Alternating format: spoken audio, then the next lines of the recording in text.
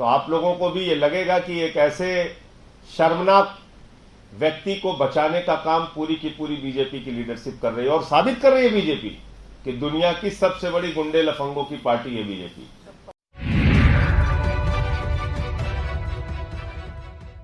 नमस्कार, इन खबर में आपका स्वागत है। बीजेपी के प्रवक्ता तेजिंदर बग्गा मामले को लेकर के अब आम आदमी पार्टी और बीजेपी में आर पार की छिड़ गई है।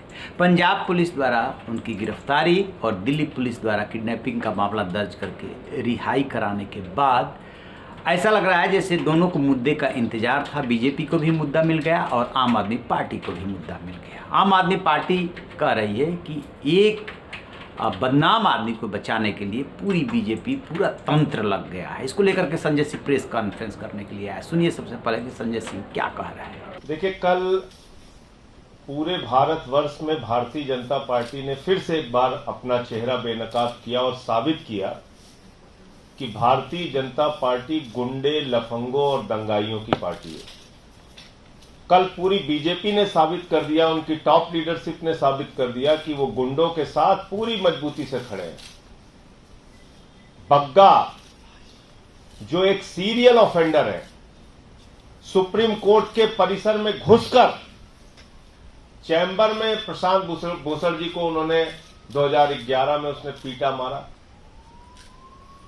जिस व्यक्ति ने बंगाल में हिंसा फैलाने में जिसके विरुद्ध मुकदमा है, दिल्ली में नफरत फैलाने को लेकर मुकदमा है, पंजाब में मुकदमा है, यानी बंगाल से लेकर पंजाब तक जो आदमी नफरत और हिंसा फैला रहा है, ऐसे व्यक्ति के पक्ष में पूरी की पूरी भारतीय जनता पार्टी खड़ी हो गई।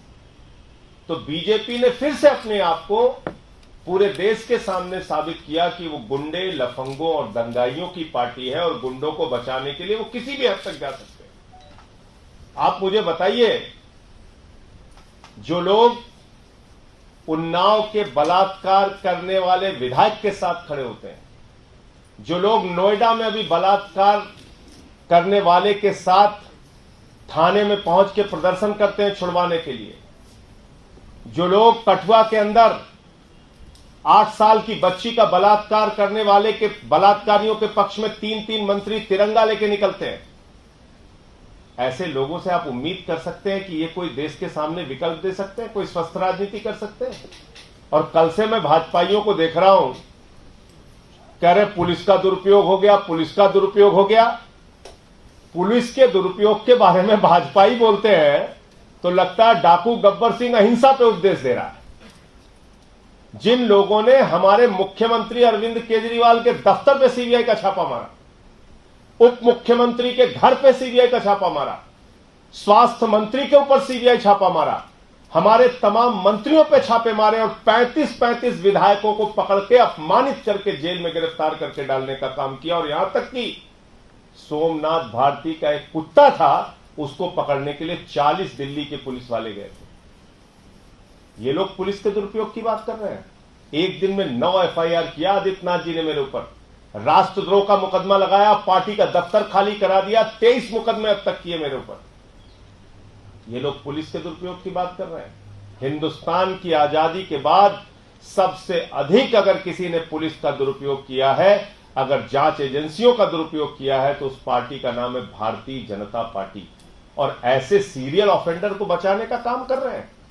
जो आदमी बंगाल से लेके और दिल्ली से लेके और पंजाब तक में नफरत फैलाने का काम करता है दिन रात, तो मुझे शर्म आती है कहते हुए कि दुनिया की सबसे बड़ी पार्टी, दुनिया की सबसे बड़ी गुंडे और लफंगों की पार्टी बनती जा रही है। ये बहुत ही शर्मनाक स्थिति है भारतीय जनता पार्टी की।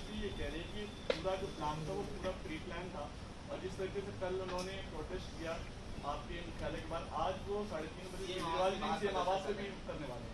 प्री प्लान कैसे था मुझे बताइए।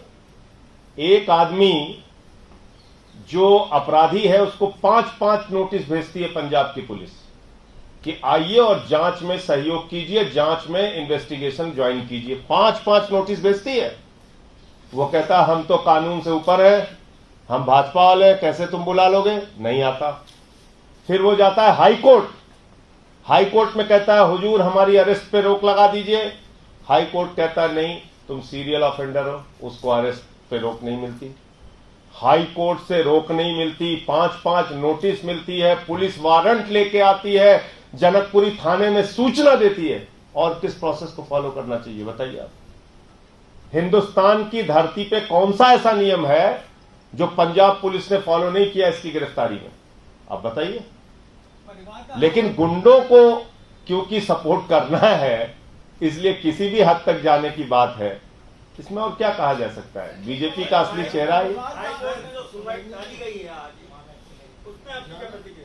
अब आने दीजिए, वो तो सोमवार को उस पर सुनवाई फिर से होगी, हाई कोर्ट का जो फैसला आएगा उसको मानेंगे।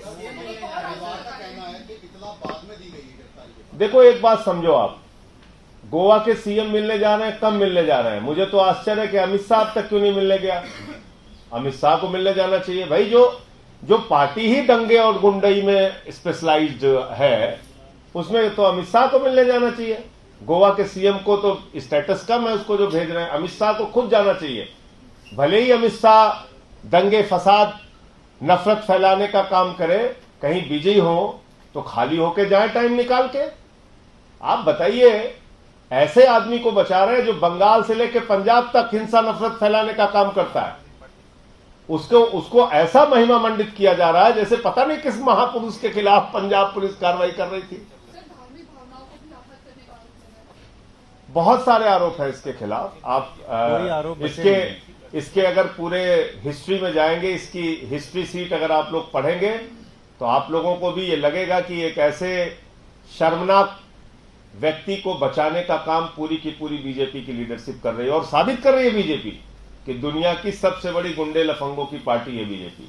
जैसा कि आपने संजय सिंह को सुना, और उधर बीजेपी ने अब इस मामले को लेकर के वो सड़क पर उतर गई है। अब प्रदर्शन किया, आज तेजिंदर बग्गा को आगे रखा, गोवा के सीएम समेत तमाम बड़े नेता बग्गा से मिलने के लिए पहुंच रहे हैं। सबसे बड़ा सवाल ये है कि बीजेपी इस बग्गा प्रकरण को इतना तुल क्यों दे रही है।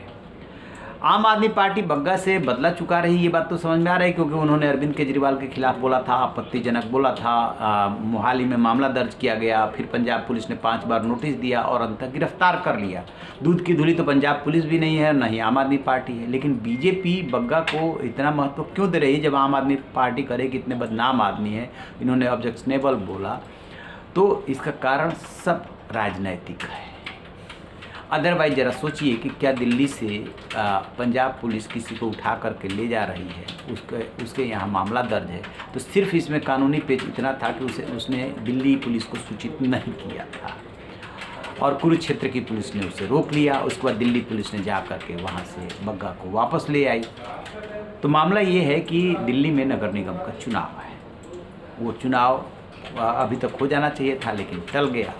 और इसके अलावा गुजरात और हिमाचल प्रदेश में भी चुनाव है। आम आदमी पार्टी तैयारी के साथ दोनों स्टेट्स में चुनाव लड़ रही है, चुनौती दे रही है। जब से पंजाब वो जीती है उसका मनोबल मोराल काफ़ी हाई है।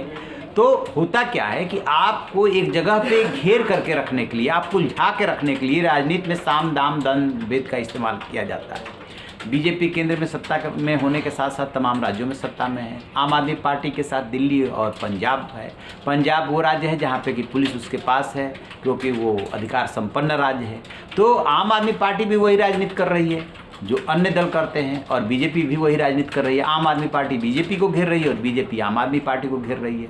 तो घेरने की ये कोशिश की जा रही है कि यदि अरविंद केजरीवाल और आम आदमी पार्टी को पावर मिला तो वही बदले की भावना से काम करेंगे जो अन्य दल करते रहे। और उधर आम आदमी पार्टी कह रही है कि बीजेपी एक छुभैये नेता को, जो कि ऑब्जेक्शनेबल बोलता है और उस पर कई बहुत सीरियस आरोप है, उसको बचाने के लिए उसने पूरे तंत्र का दुरुपयोग किया। बीजेपी कह रही है कि आपने पंजाब पुलिस का दुरुपयोग किया। तो ये है लड़ाई राजनीतिक। रही ना बेखबर, देखते रहिए। Thank you.